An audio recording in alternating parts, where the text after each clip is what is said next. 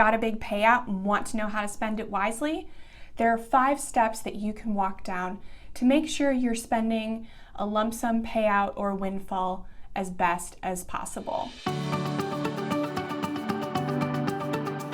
Hey there, I'm Jen. I am the Chief Financial Educator here at Modern Frugality, and my goal is to help you do the best things possible with your money so you have more of it to do what you want with. And you could probably wonder, why do I need your advice when I have this big lump sum of money? I'm gonna just do with it whatever I want. But you may also be here thinking, okay, I have no idea what to do with this money. I really want it to go as far as possible. And let me tell you, I'm here for both of you. Whichever person you are, I'm here for you. The last thing you want to do with a windfall is to treat it like it's regular income and start buying regular things with it. Whether it's clothes or a car or a big screen TV, when you start viewing this money as regular income, you will blow through it faster than you can even realize it's there. It will go so quickly. Because in reality, windfalls aren't actually that big. They may seem like a really great gift from the Lord, but they don't go that far. The average federal tax return is just about $2,700. And for most people, that's just 2 or 3 mortgage payments. The average car accident settlement is about $21,000. And that's probably the amount it's going to cost to replace your car. And the average amount of a life insurance policy is $168,000. And it is very likely that if you have lost a second income, you're going to have to put that towards a mortgage because you may lose your house if you don't. So you have to be wise when deciding how you are going to spend a windfall. And it doesn't have to be that complicated. I have a 5-point checklist you can use and walk down to make sure that you are treating yourself a little bit with the money, but also making sure it goes as far as possible to get you ahead or catch up financially. And if you're not sure where you are financially, I have a financial wellness workbook that I want you to download. You can get it at modernfrugality.com/audit. Or at the link in the description. And it's gonna help you get all of your debts, incomes, expenses, everything, every crumb of the cookie out on the table. So you kind of know where you're going to be on this 5-point checklist. So I want you to do that first and then come back and do everything. But you can listen to the video first, that's fine. But definitely head to modernfrugality.com/audit and get that workbook so you can work on it before you spend your windfall. So the first thing that you want to do with a windfall is treat yourself. I'm sure you did not anticipate that was gonna be the first thing, but you want to treat yourself first so that you can treat yourself proportionately to the size of your windfall. That way, we've got it out of the way, you don't feel deprived, and then you can get ahead with the rest of the money. So the rule of thumb is usually put aside 10% for some kind of treat. And again, this isn't something like groceries or shopping for clothes at Target. This is a real out of the ordinary treat. So if you are spending a $2,700 tax return, then that means that your treat cannot cost more than $270. That does not mean you are taking a $2,000 vacation with your tax refund. So sorry. But on the bright side, it means you can do something really nice for yourself or your family with $270. Something really out of the ordinary, and it can be really, really special. And you won't have to feel bad about it because you're still going to get down the rest of the list. Second check is to consider why you got the windfall. So if you were in a car accident, then you probably need a new car.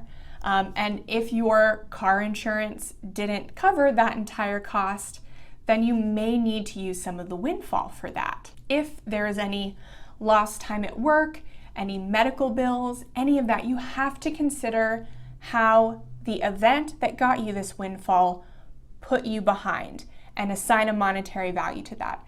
That is going to take some number crunching, but in the end, it's worth it. So consider why you got the windfall so that the event that led you to get it doesn't put you more in debt or put you more behind financially. So just even up the playing field right here. That's all this step is doing. Evening up the playing field so that you're starting kind of at where you were before. Third is to pay off high interest debt. So say we're using the example of you're getting a settlement from a car accident and you need to replace your car.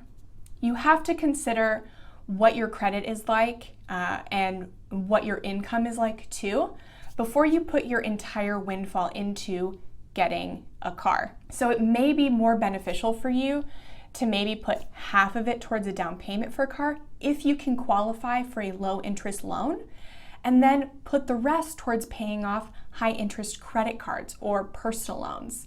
So in that financial wellness workbook I told you about, you want to list all of your debts and order them in, you can use amount or you can use by interest rate.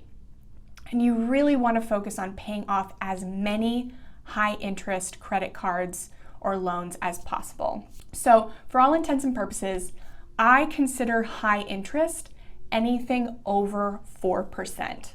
And I get that by doing the stock market typically returns at 7% annually over time.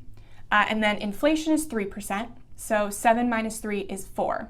So basically, if you have anything over 4% interest, investing that is not going to get you ahead. It's just going to kind of even you out. So you want to get rid of that high interest debt first before you move on.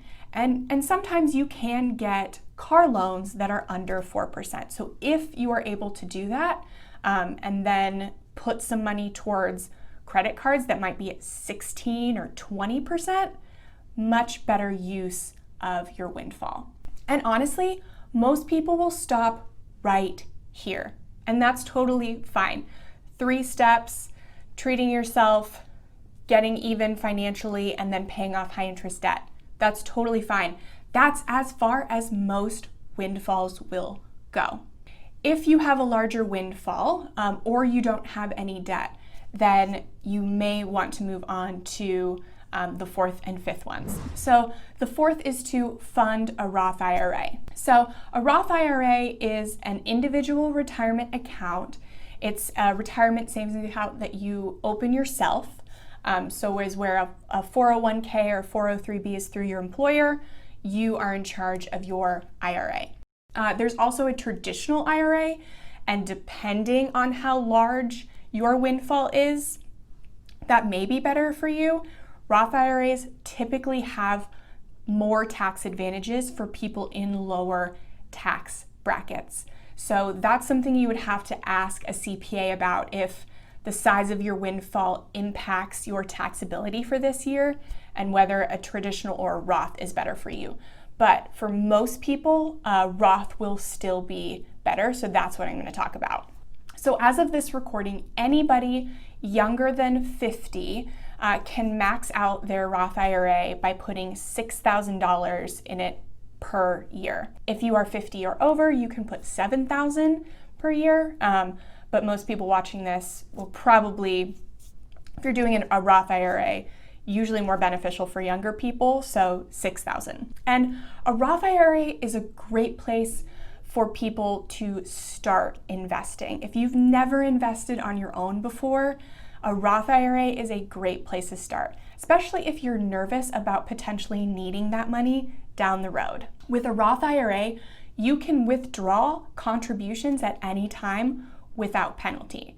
So you have to wait until retirement to withdraw any growth that's come from your contributions, but the contributions themselves, you can withdraw at any time if you need them. Obviously, you want them to be in there growing, but it should ease your mind if you're one of those people that's afraid of locking up money forever. And finally, the last thing you should do if you have a very large windfall is to put that money towards your house. You shouldn't really get to this point unless you're debt-free besides your house, and you got a larger windfall like an inheritance or life insurance money. And paying down your home is not the sexiest thing you can do with your money, but it is one of the safest because it's going to give you peace of mind. Likely, if this is the type of windfall you're receiving, something pretty traumatic has happened to you, and you will need time to recover and not worry about your finances. So just ticking all these boxes on this list, and then setting yourself up to not need a mortgage payment anymore, or at least for a while, will really be beneficial to you not being susceptible to poor financial decisions. Because when we have experienced trauma or stress, it's very easy to make poor financial decisions. So you can set yourself up to be ahead and then take that time and just say, I don't actually need to make any financial decisions until I'm in a better headspace. And you can take that time so you can make better ones in the future. So again, if you are unsure where you're going to be on this checklist, then definitely head to modernfrugality.com/audit, or click the link in the description, and you will be able to lay everything out on the table and more easily see how far you're going to get down this checklist. And if you'd like to see everything on a computer screen at once, then I highly recommend signing up for Personal Capital. You can actually get a free Amazon gift card from Personal Capital, a free $20 Amazon gift card, once you connect an investment account like a 401k or an IRA that has at least $1,000 in it, and you connect it to the system. And it's just a great way to see everything in one place, watch your money grow, and watch your net worth increase. And it will very, very much help you keep everything organized in the future. And so with that, I will hope that you make the wisest decisions. Let me know in the comments where your money is going, how far you're getting down the checklist, and I will see you in the next video.